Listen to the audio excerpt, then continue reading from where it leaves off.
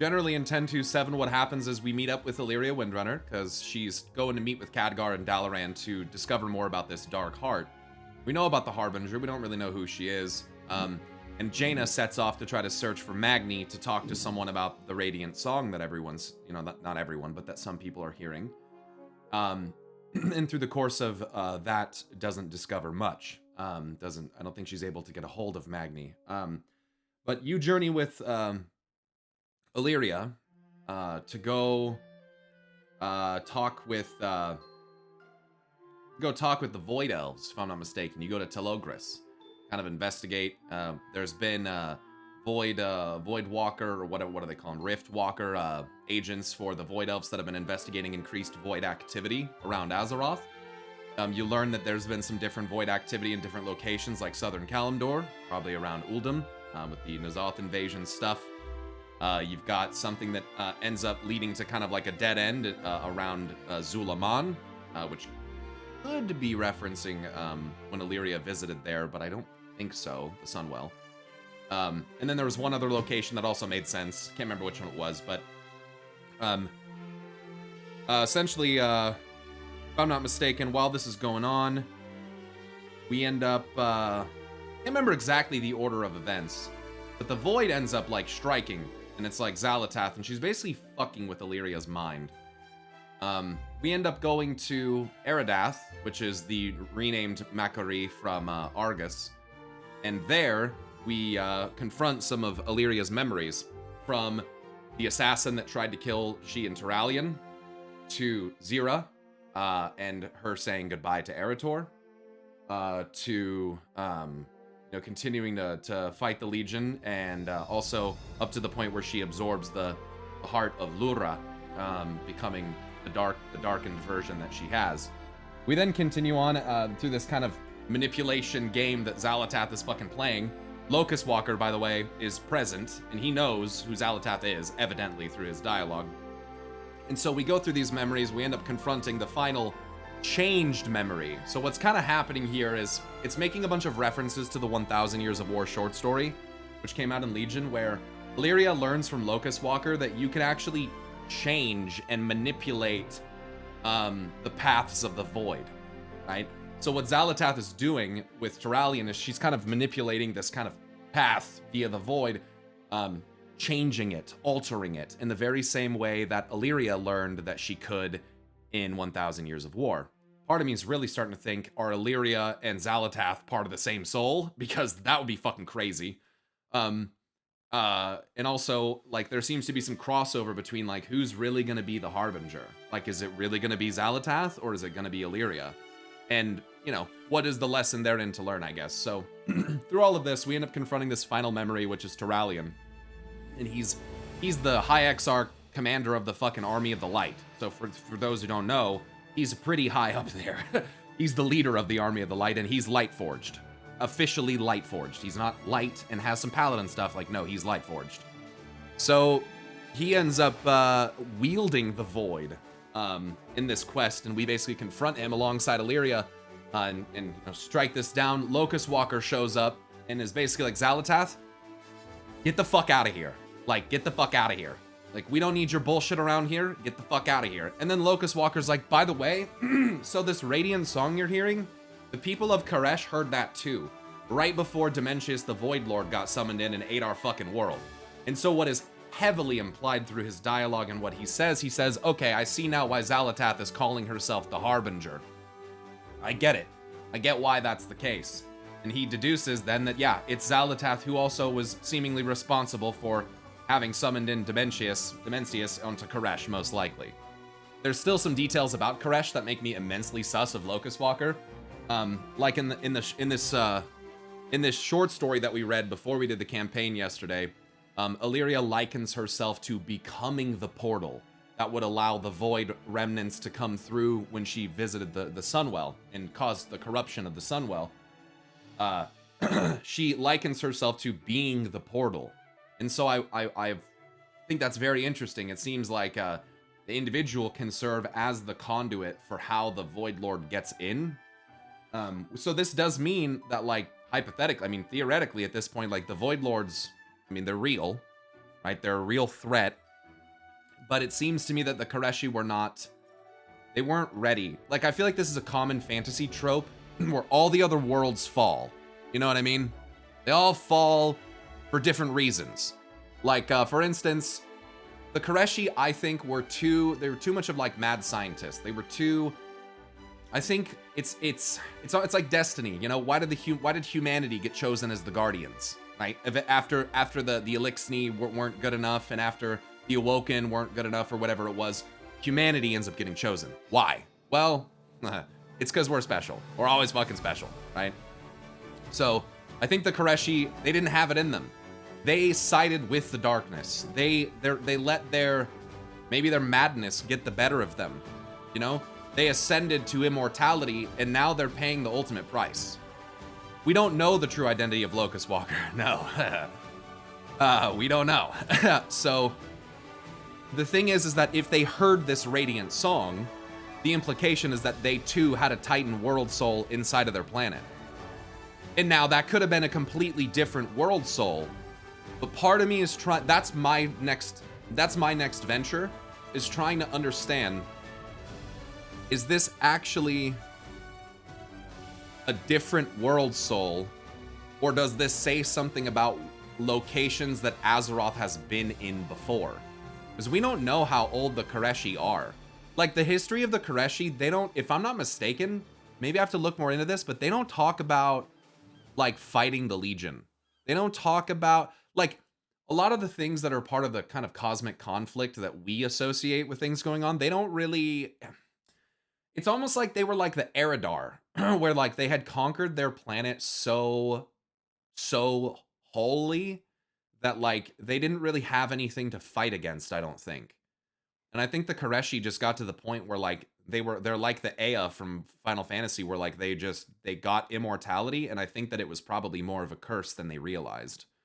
And I'm thinking, I mean, think about this. It depends on what the Radiant song means, what it triggers. If it means the awakening or a reset, then I almost look at this as like the Koreshi went to the void to subvert their fate.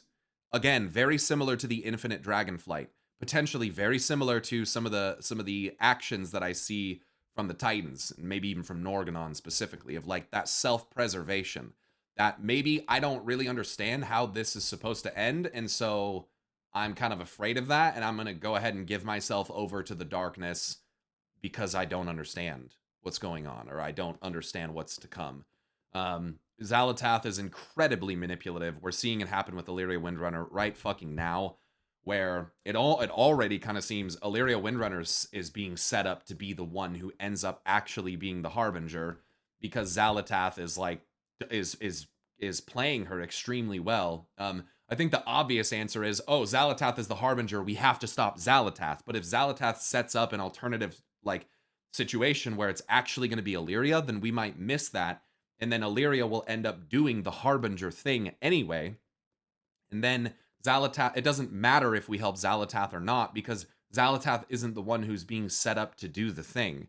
So that's kind of how I feel about this situation, is like, that's also, I think, maybe why Maria Hamilton said in that interview, like, I don't know how much it matters if we help Xal'atath.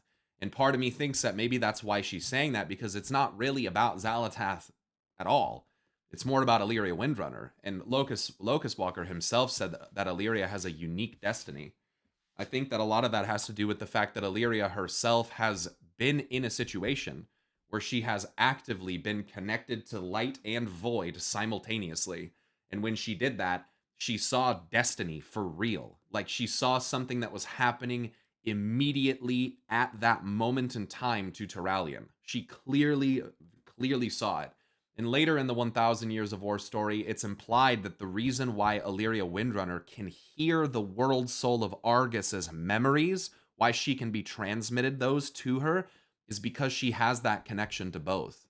And I think that that's really important, because Turalyon was unable to hear Argus. It didn't get any of those memories from him, and I think that part of that is because, well, Argus could be directly related to the first ones, and as we know from the oracles in Zereth Mortis, they speak in both one truth and 1,000, which is an implication that the oracles of Zereth Mortis speak a language that is the combination of light and void, which is pretty amazing. And if Illyria is able to basically hear the memories and experience the memories of this world soul as a result of her connection to both, then I think what is being set up as the hero twist, because it's probably going to start to look real bad for Illyria, is that Illyria will find that bridge between the light and void, I would think. And I think Eretor could be a part of that too. But we have this whole concept of the child of light and shadow, right? Which, you know, Zira calls Illidan the child of light and shadow. But what if there's more than one? Like, what if Illidan's a child of light and shadow? What if Illyria is a child of light and shadow? What if Eretor is a child of light and shadow? What if Sargeras is a child of light and shadow? Like, how far does it extend, and what does that mean for people who can find the balance and distinction between the two of them and learn to work with both? Like, Tyrande could be as well with the Night Warrior. That's a fucking phenomenal point. Yeah, like, I think that what we're gonna start to see, I think, is unification. We're gonna start to see a collapsing of individual derivatives into a single origin point. That is to say, like, in the form of souls, in the form of forces, unity is becoming a very big thing. What I would like to think, like I was saying, is that I hope that we are able to kind of accomplish something that the Koreshi couldn't, right? And I hope that we have that willpower, that innate desire to understand the truth, rather than just to only do self-preservation, because maybe we can realize that there are things bigger than us happening, and maybe we can allow for this radiant song to happen.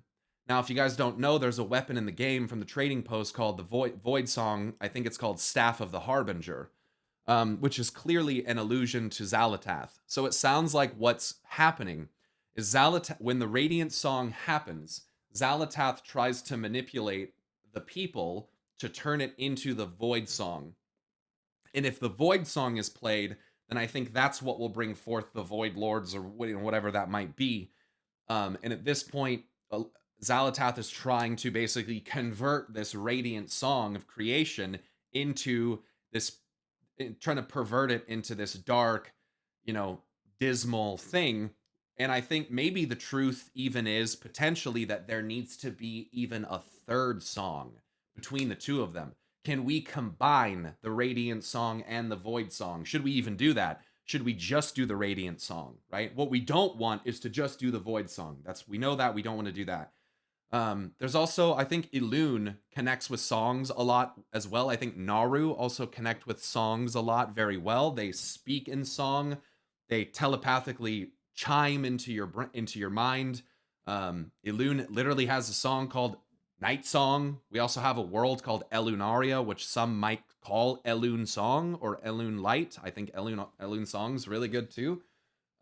So, like, what does that mean? I just think, now think about this. You also have the base theme of Azathoth, right?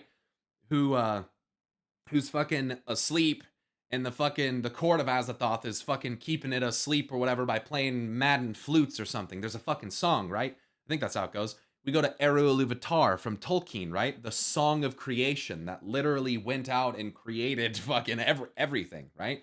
And then you had people like Melkor who became twisted and tried to distort that song into something else. But what Melkor didn't realize is that you can't distort the song of creation, because your darkened song could only ever be because of creation.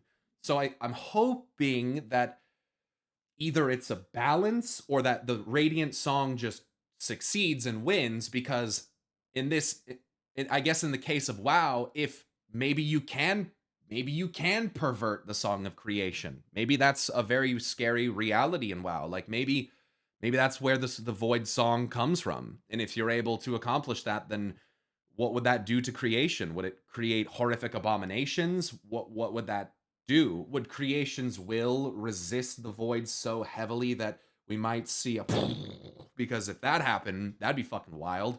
And that could maybe explain the Big Bang situation that is alleged to have happened at the beginning of the universe. Like, I don't know. I also want to remind you guys that in Chronicle Volume 1, the original light is I believe it's like they call it a boundless prismatic sea, through which echoes of hope and love flitted through its mirrored depths, is what it says. And it's a song. It's a song. It's literally a fucking song of light and of creation. So when I hear radiant song, I'm like, whoa, wait a second. So again, to come back, how did the Koreshi hear the radiant song? Well, there is a very real possibility, I guess, that Azeroth was inside their planet at one point.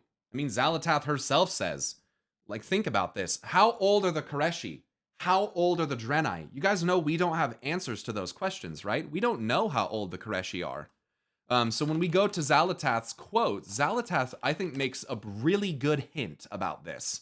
So Xal'atath says, do the Naru speak of the eternal conflict, that the entire history of your world is but a fraction of the time that has passed? Of those that came before the Draenei? No? Are you fucking kidding me? And now we're finding out that Xal'atath was part of the Koreshi's downfall? Hello? Fucking hello? What is... I almost wonder if Azeroth or pieces of Azeroth, and it doesn't... Look, I can look, if Azeroth has only ever been in our planet, fine. Okay, I can get behind that. Whatever, I'll forfeit some of my favorite theories and I'll get over that. But something about this doesn't seem right. Like I think that Argus is but a fragment of Azeroth. And if Argus can be inside of a world and the Draenei can come from that in the way that they did, the Draenei found a balance between light and void, it seems. I think, anyway, they favor light, it seems. But they can make a balance between them with the Netherlight Crucible, which is where you are when she says this. Well, you're in the Netherlight Temple, technically. I would like to think that, like, Argus is even just a smaller part, and so maybe they had a fragment of Azeroth inside their world. I mean, fuck, isn't that what I think all the fucking Titans and all the gods and everything are anyway? They're all fragments of a big fucking god anyway. So, like, what's really the difference? Like, whether it's a Titan as a fragment of Azeroth in another world, or if it's a piece of Azeroth herself, like, I mean, the same fucking thing. I don't know why I said or if it was Azeroth, like, I mean, there's definitely some different options. I think we need more context on if it was the same song or if it was a different song. Because if it's similar but different, then the way that we take the speculation is much different than if they just say, like, yeah, it's the same. And I'm pretty sure LOCUS-WALKER says, my people heard a similar thing. I don't know. I don't remember if he says my people heard the same thing. I think he says similar, but I'd have to check on that. So yeah, I think, honestly, the way that they're like, it's actually funny because you guys might remember, I've been pretty anti-Void Lord for a long time, for a long time, like, not anti-Void Lord in terms of, like, the character, but in terms of in terms of the cosmic conflict. The idea that the Void Lords created the old gods has always bothered me, because the Void has always seemed, to a degree, a little antithetical to the idea of flesh. But free will is another concept in and of itself. So the concept of the Void Lords being envious of the Titans, like, come on, bro. That's written in a Titan record. Like, the Titan record is calling the Void Lords envious of them. Like, I don't know about that. That sounds to me like a little bit of projection, or a little bit of like, there's no evidence of that. Like, there's no evidence of it, of envy. Leave it to the fucking humble Titans to think that the shadow entities are envious of them. Like, don't you see how I kind of am seeing this? It's like, it just comes across kind of like full of shit, you know? It's like something Odin would say. The radiant visions you spoke of are the very same my people had. There you go. So if he says very same, then that's important, right? If the radiant song is the very same, then the only answer to that is that Azeroth was inside of Koresh at one point. And maybe the Koreshi summoned in a fucking Void Lord and the Titans showed up and they took Azeroth. I mean, is that possible? Think about this. If Midnight calls the Void Lords and then the Titans are supposed to show up right after the fact, let me ask you some, chat. Is it because the Titans are trying to drown fucking Azeroth in the Void? Do they want this to happen? Is this part of their plan? Because if they're not going to show up back till after midnight, then that means that the Void Lord plot probably unfolds. And if it does, then why aren't they doing anything about it? Why aren't they doing anything about it? Why aren't they doing anything? Are they trying to drown her? Are they trying to kill her? I mean, are they trying to snuff her light out?